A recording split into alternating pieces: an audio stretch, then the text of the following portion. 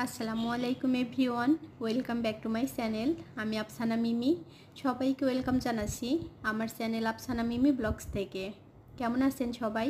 আশা করি সবাই ভালো আছেন। আলহামদুলিল্লাহ, আমিও ভালো আছি।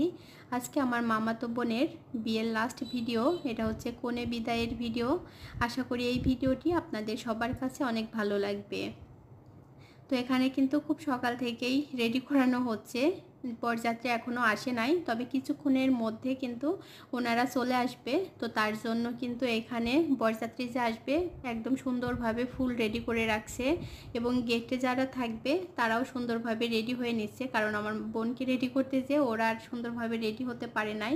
আর দেখেন আমার মামাতো বোনকে মাশাআল্লাহ অনেক সুন্দর লাগছে। বরযাত্রী চলে আসছে, ওনাদের কিন্তু নাস্তা কমপ্লিট হয়ে গিয়েছে, এখন খাবার দিবে।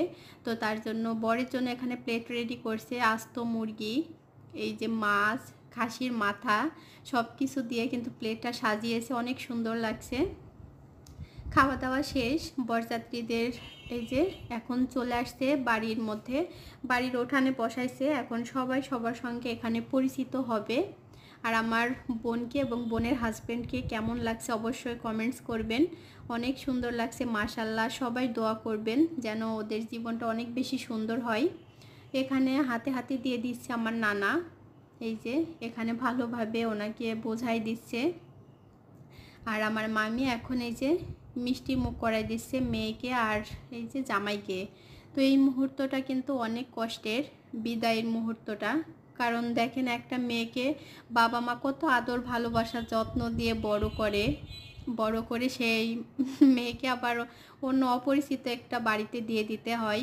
এইটা আমার কাছে মনে হয় মেয়ের মা বাবাদের জন্য সব থেকে জীবনের বড় স্যাক্রিফাইস এইটা, যে একটা মেয়েকে অন্য জায়গায় দিয়ে দিতে হয়।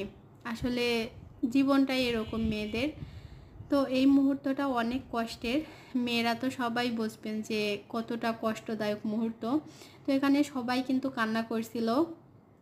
এখানে আমার মামা তো নাই, মামা যেহেতু প্রবাসী, নানা নানি ছিল, আমার আম্মু আন্টিরা সবাই কান্না করছিল, কিন্তু আমার বোন দেখেন কান্না করে নাই, সে অনেক বেশি স্ট্রং।